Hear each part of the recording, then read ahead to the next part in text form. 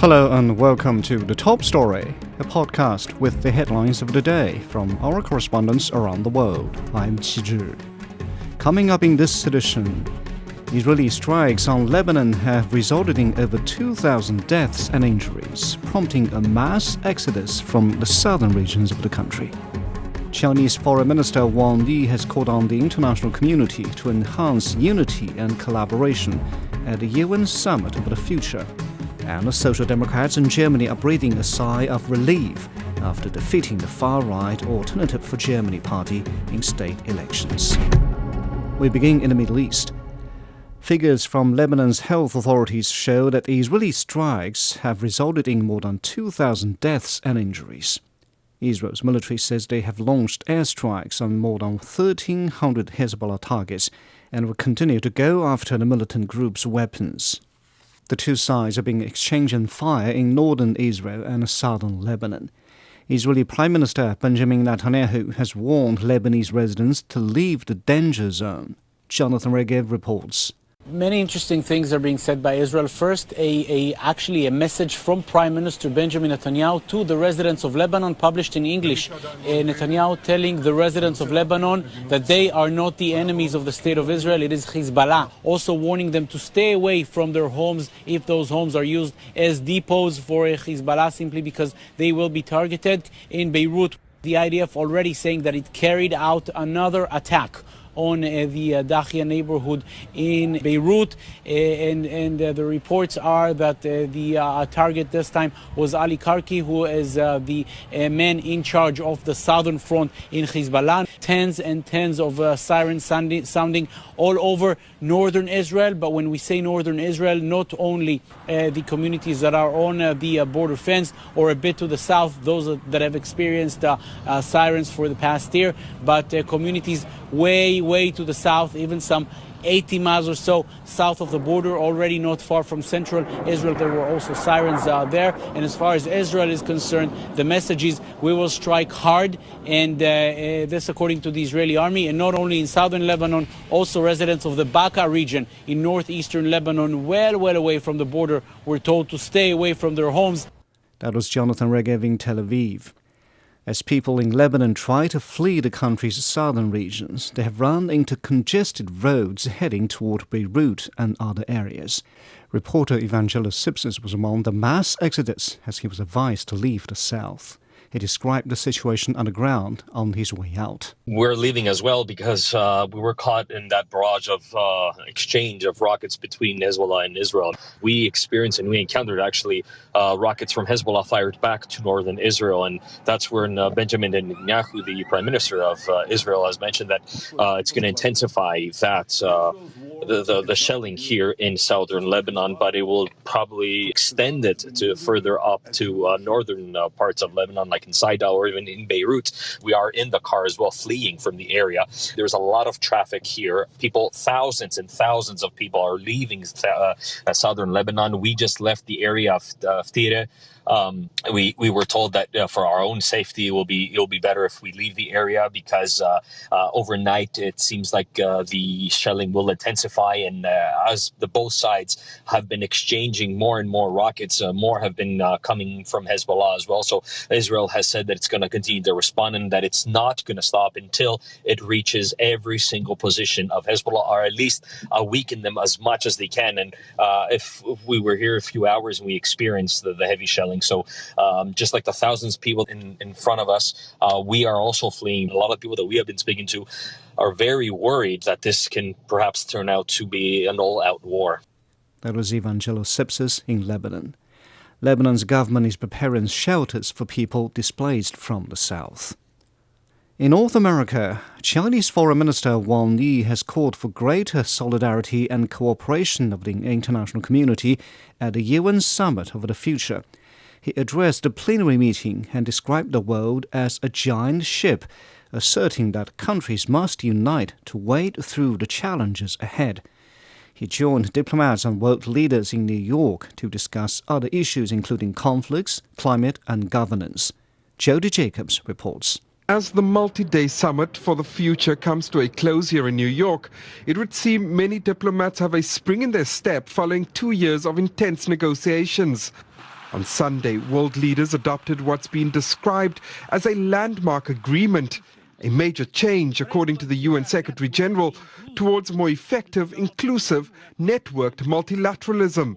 At the UN General Assembly on Monday, Chinese Foreign Minister Wang Yi told world leaders that China is committed to playing a constructive role in the development and reform of global governance. Wang Yi added that China remains committed to harnessing the power of science, technology and innovation for the benefit of all humanity. New opportunities and challenges have emerged for human society and global governance. We need to keep abreast of the times, push back the frontier and explore new practices, and make global governance more just and equitable. China supports the UN in serving the main channel in AI governance, and we will propose the AI Capacity Building Action Plan for Good and for All. More than 100 heads of state and government spoke during Monday's event, with the United Nations lauding multilateralism for what it considered a successful summit of the future. The reform plan secures the UN's future, challenging governments around the world to dismantle and change international financial and sovereign debt architectures to better serve developing countries.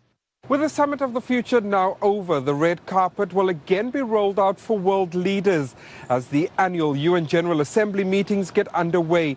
Presidents and prime ministers will be exploring solutions to a myriad of global challenges with the goal of advancing peace, security and sustainable development.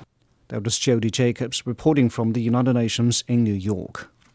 In the United States, a manhunt is underway in Alabama after 4 people died and 17 others were wounded in a shooting. The incident took place in a popular night spot in Birmingham. Police believe there were multiple shooters involved in what they describe as a targeted hit on one person. Tony Waterman has more. Officials on Monday saying that most of those victims have now been released from the hospital, but that at least 4 remain in critical, life-threatening condition. This shooting happened in one of Birmingham, Alabama's most popular entertainment districts late Saturday night, an area known for its bars, restaurants, and live music venues, and not too far away from the University of Alabama Birmingham campus. Police believe it was a murder-for-hire plot. The intended target killed in the barrage of bullets, the other victims collateral damage.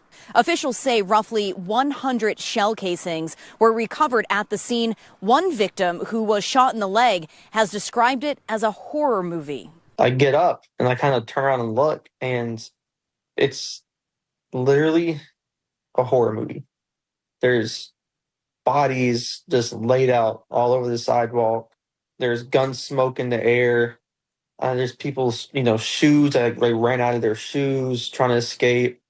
Officials say they are still working to identify the motive in this shooting, but a number of the victims had extensive criminal backgrounds. At least 2 of them were implicated in previous murders, 1 acquitted and 1 dismissed. The FBI is now offering up to a $50,000 reward to anyone who provides information that leads to arrests. We, the community, have to step up. As a community, we cannot give safe harbor or shelter to people who want to just simply kill people. We can't give them cover. They should not feel safe in our community. Birmingham has been grappling with a surge in violent crime this year, even as rates drop nationally. And this includes a mass shooting at a nightclub in July that left 4 people dead and many others injured. And law enforcement officials say that part of the problem is that criminals are using what is known as a conversion device, an illegal switch that converts a regular gun into a machine gun, making it much more powerful and deadly, something police believe was used in this weekend's shooting.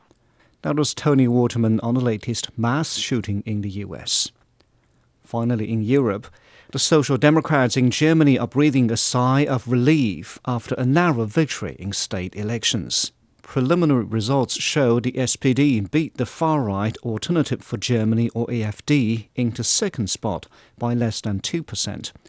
This vote comes amid growing talk about Chancellor Olaf Scholz and whether he should run in a German federal election in a year's time. Peter Oliver has more in the Brandenburg state capital, Potsdam. There was more than a hint of relief about the celebrations from the Brandenburg Social Democrats as the first results of the state election came out. They had been pushed right down to the line by the far-right AfD. The SPD has run this state since reunification in 1990, and their incumbent premier says this has been a wake-up call. When an openly, in big parts and overall openly right-wing extremist party in our state scores around 30% of votes, it's hugely alarming for all of us, for all Democrats, for everyone who stands up for freedom, openness and tolerance. Despite all the pride we feel today due to the good result, we must take this seriously. Wojtke spent a good part of the campaign distancing himself as much as possible from Chancellor Olaf Scholz and the national ruling SPD party in an attempt to avoid a repeat of the electoral thumping the Social Democrats took earlier this month in Saxony and Thuringia. AfD did very well in both those states and are extremely pleased with their performance in Brandenburg. The far-right party ran on a strong anti-migrant platform, including calls to close borders and carry out deportations. Their leadership says it's challenging the status quo and has dealt the conservative CDU a crippling blow. The cartel of parties that have governed here for decades have been exposed as such. We have also seen the public castration of the CDU. The results in Brandenburg saw both the national junior coalition partners of the SPD, the Greens and the Free Democrats, fail to get enough votes to enter parliament in Brandenburg. With the election ran, perhaps the more difficult task remains ahead, and that will be forming a government out of those that have won the seats here in the Brandenburg parliament. All parties have rejected the idea of working with the AfD. That means the new far-left Sarah Wagenknecht Alliance Party, BSW, could have a role as kingmaker in the government. However, that would mean forming a coalition with the centre-left Conservatives and the far-left in what's likely to be a fragile union held together with many a compromise. Don't expect the talks to be over quickly. That was Peter Oliver on the German elections. Now, recapping the headlines, Israeli strikes on Lebanon have caused over 2,000 deaths and injuries, prompting a mass exodus from the southern regions. Chinese Foreign Minister Wang Yi has called on the international community to enhance unity and collaboration at the UN Summit of the Future. And the Social Democrats in Germany are breathing a sigh of relief after defeating the far-right Alternative for Germany party in state elections. That's it for this edition of The Top Story, a podcast that brings you world headlines every weekday. For more news in politics, business, sports and culture, you can subscribe to The Beijing Hour, a one-hour podcast news magazine program. We welcome and appreciate all ratings and reviews. I'm Qi Zhi. Thank you for listening.